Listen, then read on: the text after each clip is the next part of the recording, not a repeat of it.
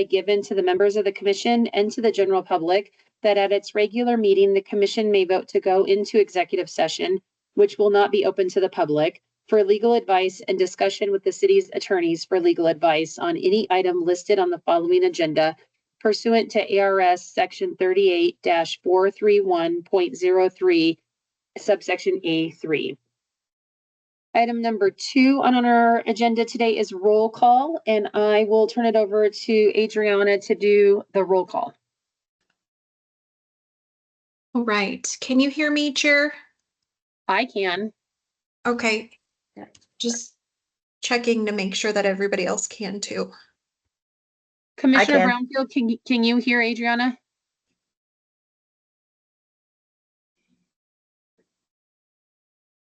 He's not responding. This is Moses. I can hear. Okay. So can I. Let's do roll call and we'll see if he is able to respond. Okay. Sounds great. Kevin Bond. Eric Brownfield.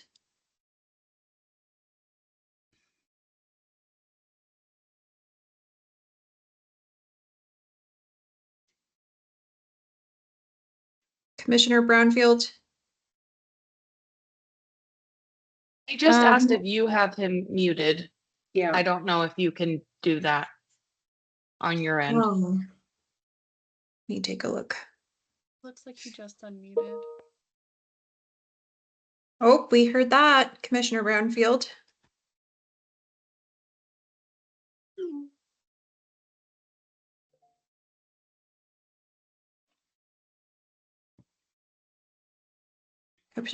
Commissioner Brownfield.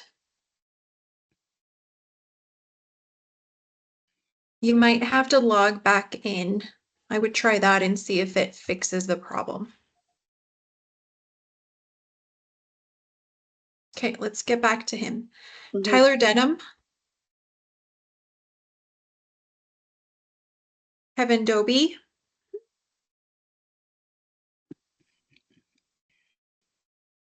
Karen Flores. Here. Sandy Flores. I'm here. Jackie Kellogg. I'm here. Devonna McLaughlin. I'm here. Moses Milazzo. Yep, I'm here. Corey Runge. I'm here. Ross Schaefer. Here. Glenn Slivers. Haley Zaroya. Here. Tyler Denham. Here. Eric Brownfield.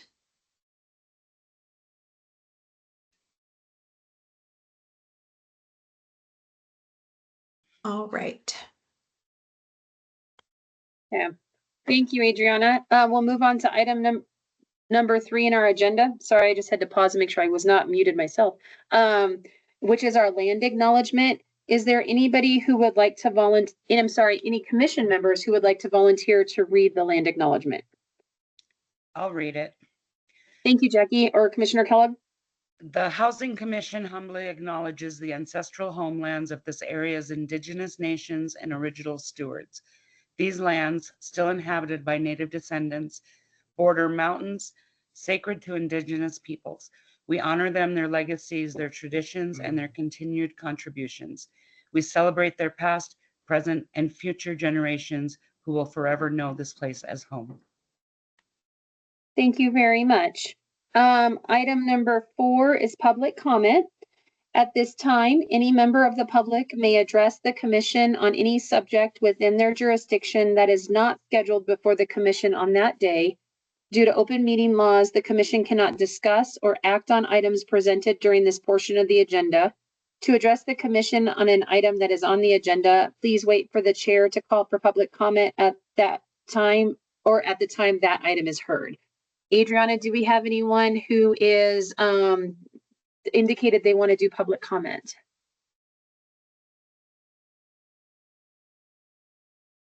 Adriana, you're muted. I'm sorry. No, Chair, I don't. Thank you. Alrighty, so I'll do a call out real quick to anybody on here from the public. Just give you an option or opportunity to indicate you want to make a comment? Okay, let's see none or hearing none. We'll move on to item number 5, which is approval of the minutes. Item 5A is consideration and approval of minutes for the Housing Commission meeting held August 27th, 2024. The motion would be to approve the minutes from the August 27, 2024 Housing Commission meeting as presented or with any identified changes. Does anyone want to make that motion? Devon, I'll make the motion. This is Sandy Flores. Awesome. Thank you, Commissioner Flores. Do I have a second? This is I'll Moses. second I'll it. second. Oh, sorry, I caught Moses first, Commissioner Kellogg. So we have a first and our motion and a second. Any further discussion? Awesome. All those in favor, please say aye. Aye. Aye. Any opposed? And any abstentions? Excellent. All right, we're rocking through this agenda today. Item number 6 are action and discussion items. 6A is a motion to elect a new chair and vice chair for terms ending September 28th, 2025. So I would like to open it up to commissioners to nominate themselves or another commissioner. We're looking for nominations for a chair and also nominations for a vice chair.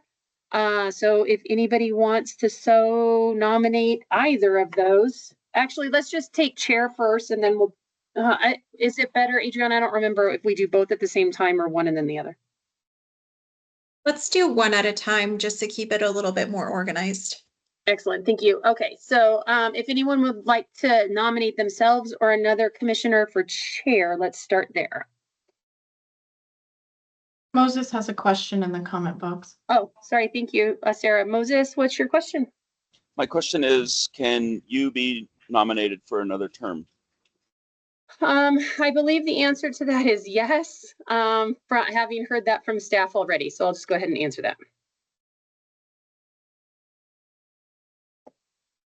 My follow-up question is, do you want to be nominated for a second term? I would accept the nomination if you all want to, somebody wants to make it and you all support it. I'm also happy to hand the virtual gavel off to someone else if they have a burning desire to go through the agenda and run the meetings.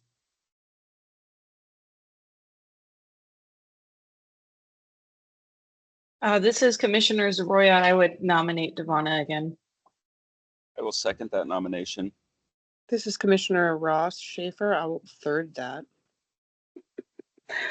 And a Y'all. fourth. Is there anybody else who'd like to nominate themselves or someone else? Speak now, forever hold your peace. Okay, so then Adriana, so there was a motion there and a second, so we're good on that part, right? Okay, so you nodding. Let's just take a vote. I just take a vote. Okay. All right. So then all those in favor of myself as chair for another year of the Housing Commission, please say aye. Aye. Aye. Any opposed? All right. Any abstentions? Excellent. Thank you all for your faith in me. I appreciate working with you all truly in this role and look forward to another year of fun and exciting housing related adventures and successes. So with that being said, I will now open it up for nominations for a vice chair for the Housing Commission with the same term ending September 28th, 2025.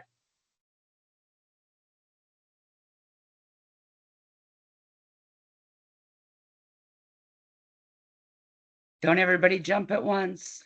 No. This is Commissioner Schaefer. Does Commissioner Sandy Flores have interest in doing the job again? Thank you for that, Commissioner Schaefer. I am willing to serve again if everyone so chooses to do that. I would be happy to do that again, but I'm happy to turn the virtual gavel over, as Devonna said also, so.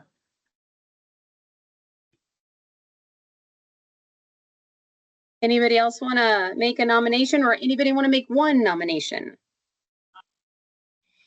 I'll nominate Sandy Flores for vice chair. Thank you, Commissioner Runge. I have a motion. Is anybody interested in giving us a second? I'll I will second it. second. Ooh, look at everyone wants a second. That's awesome. So I think I saw Moses pop up first, his box lit up first. So I'll take that second from Commissioner Milazzo. Any further discussion? Alrighty, all those in favor of Commissioner Sandy Flores serving as vice chair, say aye. Aye. Aye. Any opposed? And any abstentions? Rock on. Okay, thank you guys Thank you so all much. very much. Okay, thanks, Sandy. Sorry, I didn't mean to cut you off there. No, that's okay. Um, Thank you all so much. Okay, item 7A, general business, is working group decision on proposed bond-funded homebuyer assistance program. This is an informational item only, and I'm going to turn it over to Jessica, the housing planner for the city of Flagstaff. Hello, I'm Jessica Donahoe, the housing planner. And as many of you recall, at our August meeting, we presented to you our framework for this proposed bond-funded homebuyer assistance program. And we were seeking feedback on changing the repayment. Currently, it's repaid based on a shared appreciation formula, percent of assistance at 3 triggering events: at time of sale, refinancing with cash out, or when no longer owner occupied. We were considering adding the option of repayment with any refinancing if there was sufficient equity, but after meeting with the working group, thank you commissioners who volunteered to be a part of that, we have decided to leave it as is and not add that new option. For various reasons, such as a lot of the time these are first-time home buyers and it might put a burden on them. The lender can't really do that if there isn't a net benefit to the refinancer, and it doesn't incentivize people to refinance, and it may put them in a worse position than they were in prior. And then we'll just give you an update with how the next steps in this program are going to be. For the rest of this month and next month, housing staff will work on creating a request for statement of qualifications and getting that routed through our legal and purchasing departments for review. In November of this year, we hope to publish that for 30 days, so the month of November. In December, we hope to select a service provider and develop program terms and a contract with them. Then we hope to come back to you in January of 2025 with the contract to get your recommendation, and then to council in February of 2025 for them to approve that contract. Does anyone have any questions? All right, thank you, Jessica, for the update and the presentation. I would like to ask any commissioners who have a question or a comment to put a C or a Q in the chat so I know and can call on you. And as you do that, I will first open it up to any public comments on this agenda item. Adriana, do we have anyone who's indicated they want to make public comment? Not at this point, Chair. All right, so then I'll ask if there's any member of the public who is present who would like to make a comment to speak up now. Okay, seeing nobody or hearing nobody, I know Commissioner Karen Flores has a question. So Karen, you want to take it away? Sure. I was just curious, once council approves everything, then how long is it before it becomes available to home buyers? I think possibly Sarah Dar, housing director, or Justina Costa, assistant housing director, could answer that. Hi, everyone. Justina Costa. I'm happy to answer that. Usually it's just the duration that it takes time to sign the contracts and get them routed. So it's rather quick. Okay. We just execute the contracts and we're good to go. So a week or 2 max. Awesome. Yeah. Thanks for your question. Karen, any other questions or is that good for you? That's amazing. That's wonderful. Any other commissioners have a question or comment for this program update?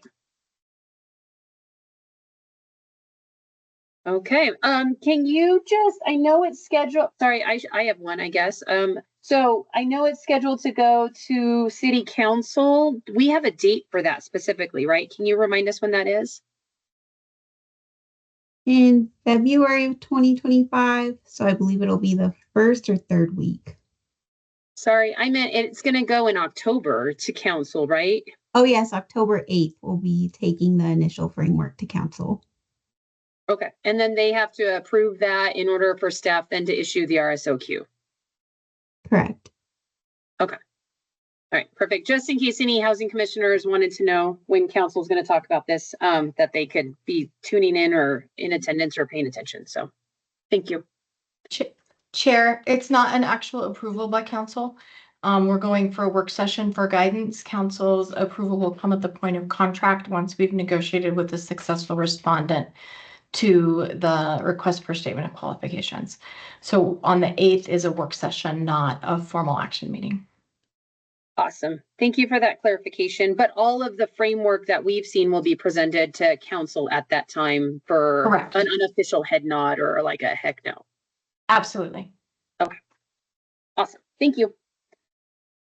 Okay, I think we're good with this agenda topic. We'll move on then to the next one, which is 8 informational items to and from commission members, staff, and future agenda item requests. Item 8A is an update from our Housing Authority liaison, so I will turn it over to Commissioner Milazzo. My apologies, I was muted. I actually missed the last Housing Authority meeting, and so I didn't contact Sarah in time to ask her if she would be willing to cover for me, but I missed the last meeting, so I don't personally have any information to convey, but hopefully Sarah can help. I got Since you. she's unmuted, I guess she had anticipated that, so yeah. I do, and I pulled up the agenda so I remembered what it was that we did as well. So we had a fairly busy meeting where new payment standards were approved. Explain payment standards relative to a voucher program. Vouchers are issued to households who then find a place to rent in the open market. The household pays 30% of their income towards rent. We pay the rest. That's under a fair market rent cap. So a voucher is only worth so much. There's a long-standing disconnect between our actual market conditions and what HUD's published fair market rents are. It is largely due to the fact that HUD uses 2-year-old American Community Survey data to set fair market rents. There's some other factors in there, like the size of our MSA and the metropolitan nature of our community itself in contrast to the rural surrounding area. The biggest factor in that disconnect is the speed with which our rents increase in our community and the 2-year-old data. We continue to operate with 120% exception, meaning we can pay up to 120% of fair market rents. The board approved continuing that forward. We are submitting to HUD now. I have in another screen, I have the letter ready to sign and go to HUD on that one. We updated utility allowances and then some procedural changes relating to the Veterans Assisted Supportive Housing and asset limitations for both public housing and the voucher programs were things that HUD has recently changed that required board action on. So then there was a Housing Commission update and reports. One general point of yay is that we did receive our CMAP score. CMAP stands for Section 8 Management Assessment Program, and we received a score of 96%, which keeps us in the category of high performer with all of our voucher programs. And that assessment takes into consideration inspections, financial management, actual management, utilization, time searching, compliance with fair market rents, all of those things. And a score of 96 is very high. So with that is what we did at the Housing Authority Board meeting. Thank you for saving me, Sarah. Anytime, anytime. Congratulations and great job to staff for that score for compliance. That's amazing. Can you give us just a sample of what like a 2-bedroom rent would be under the like fair market rent or the payment standard, just so we have some idea of or if they've gone up, like how much fair market rents went up from the year before, any kind of context for where we're at with rents? I sure can. Will you please come back to me so I can pull Yes. that up? Yeah, absolutely. Sorry to throw data No, questions at you. that's just fine. Thank you. Yep, okay. Alrighty, and then item 8B is update from housing commissioners and other informational items. So I would ask kindly if any commissioners have an update, comment, question to put a C in the chat so I can call on you. Give you a hot minute to do that. I will share with you from Housing Solutions side of things, we are working on our annual rental attainability report. So we are calling 60 to 70 property management companies at various properties around town to better understand what their current rents are, vacancy rates, what their application fees are, any other potential barriers to move in. So we're hoping to have that data collection done by mid-October at the latest, and then update our rental attainability report in early November. So you guys will certainly share that with the commissioner and with other interested parties in the community, but stay tuned. That data collection piece is happening as we speak. So I just wanted to let you know it's coming. Commissioner Milazzo has a comment. Thank you. I'd just like to repeat my semi-regular accolades for housing staff, both who work with the Housing Commission and who work with the Housing Authority. I think they do a fantastic job, and I'd just like to say thank you again. Thanks, Moses. I would second that if it was a motion. So, yes, thank you to staff for answering all our questions, being diligent and helping clients identify and secure permanent housing and all the things that we do on a daily basis. So, all right, item 8C, updates from housing staff. I don't know which one of y'all wants to start. Adriana's raising her hand, so I'll start with you, Adriana. Thank you, Chair McLaughlin. I will be the brave one and start by saying that the 18-month report went to the 10-year housing plan went to City Council on Tuesday. It was a very productive conversation. We got a lot of great feedback. We were also able to speak with them about our Housing America Month outreach events that are coming up. I'd like to invite you all to either share materials that you find may be helpful for the community, or visit staff and or intern at our First Friday event on October, what is it, the 4th? Yep, October 4th from 5 to 9, we will be giving out really great goodies and free goodies. And I think it'll be really fun. We're doing a really cool event. We're calling it a traveling door art project, where Habitat for Humanity donated a door. We're having a local artist paint it on one side to express what so the door is to symbolize the opening of housing opportunities. And then on the other side of the door that doesn't have a painting from the local artist, we're going to allow the community to paint their own pictures to portray what housing means to them, how it has affected them, or even like their vision of their dream home. So again, First Friday Art Walk on the 4th from 5 to 9 will be at Heritage Square. And yeah, thank you. That's all the updates I have. Thanks, Adriana. Marissa, looks like you're next.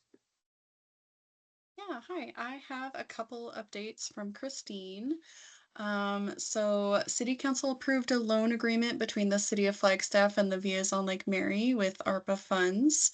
So $397,398 will be provided to the Villas on Lake Mary as a 30-year zero interest loan. VIAS is a 76-unit low-income housing tax credit development that will serve households at or below 60% of the area median income and is located on Lake Mary Road. The minimum affordability period for the units is 30 years, and they are expected to be leased before the end of 2024. And then also Christine's been doing a lot of work on our CDBG Consolidated Annual Performance and Evaluation Report, otherwise known as the CAPER. She submitted the CDBG CAPER for the recently completed program year 2023. The report summarizes the use of CDBG funds and program accomplishments and is a required annual submission to the U.S. Department of Housing and Urban Development. And during the 2023 program year, CDBG funds benefited over 950 low and moderate income residents by providing shelter, transitional housing, and various public services. In addition to requiring 2 permanently affordable rental units, services funded include childcare, job training, eviction prevention, and emergency shelter and transitional housing for households experiencing homelessness. And then if you want to check out the CAPER, that can be found on our webpage. And lastly, I just want to let you all know our October newsletter comes out next Tuesday, so keep an eye out for that. Lovely. Thanks, Marissa.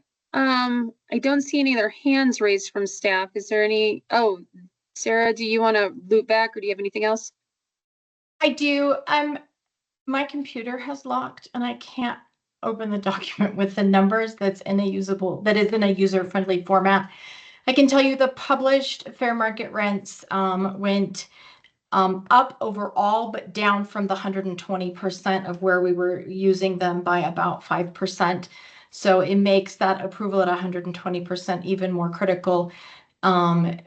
For example, the published fair market rent for a 2-bedroom is $1,942. And anyone familiar with our rental market, you would be lucky if you could find a 2-bedroom for under $2,000. So the percentage change recommended at 120% gives the ability to pay up to $2,330 for a 2-bedroom unit. So you would ask for the 2-bedroom example. I can provide other ones, but that's the rough idea of why we ask for those. The difference between the fair market rent for 2025 and the voucher payment standard, for example, is a $95 increase.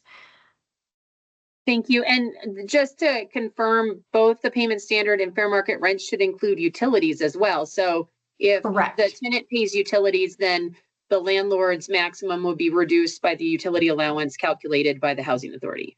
Correct. Yeah.